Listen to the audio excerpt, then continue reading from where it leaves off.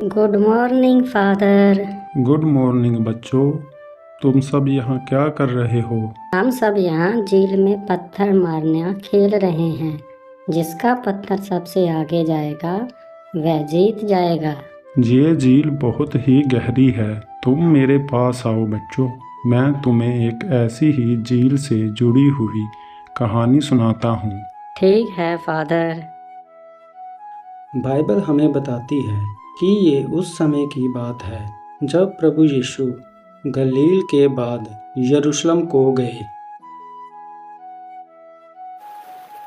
यरूशलेम में भेड़ फाटक के पास एक कुंड है जो इब्रानी भाषा में बेताह सदा कहलाता है और उसके 5 ओसारे हैं। इनमें बहुत से बीमार, अंधे, लंगड़े और सूखे अंगों वाले पानी के हिलने की आशा में पड़े रहते थे, क्योंकि नियुक्त समय पर परमेश्वर के स्वर्गदूत पानी में उतरकर पानी को हिलाया करते थे।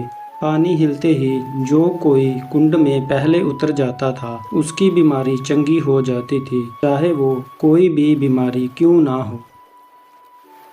वहाँ पर एक मनुष्य था जो 38 वर्ष से बीमारी में पड़ा था। यीशु ने उसे पड़ा हुआ देखकर और जानकर कि वह बहुत दिनों से इस दशा में पड़ा है, उससे पूछा, क्या तू चंगा होना चाहता है?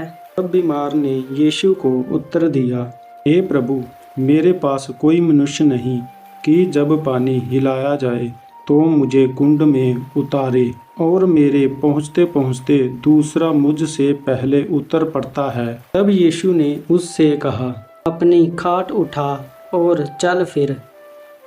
तब वह मनुष्य तुरंत चंगा हो गया और अपनी खाट उठाकर चलने फिरने लगा। वह शब्द का दिन था, इसलिए यहूदी उससे जो चंगा हुआ था कहने लगे, आज तो शब्द का दिन है, तुझे खाट उठाना उचित नहीं। तब उसने उन्हें उत्तर दिया, जिसने मुझे चंगा किया है उसने मुझसे कहा, अपनी खाट उठाकर चल फिर। तब उन्होंने उससे पूछा, वह कौन मनुष्य है जिसने तुझसे यह कहा कि अपनी खाट उठाकर चल फिर? परंतु जो चंगा हुआ था वह नहीं जानता था कि वह कौन है, क्योंकि वहाँ पर भीड़ होने के कारण यीशु वहाँ से हट गया था। इसलिए उसने उनसे कहा, मैं नहीं जानता। इन बातों के बाद वह यीशु को मंदिर में मिला।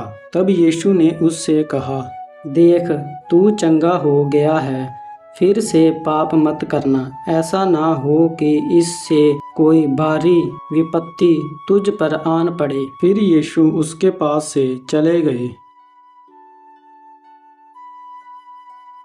तब उस मनुष्य ने यहूदियों से जाकर कह दिया, जिसने मुझे चंगा किया है वह यीशु है। इसके कारण यहूदी यीशु को सताने लगे, क्योंकि वह ऐसे ऐसे काम शब्द के दिन करता था। इस पर यीशु ने उनसे कहा कि मेरा पिता अब तक काम करता है और मैं भी काम करता हूँ।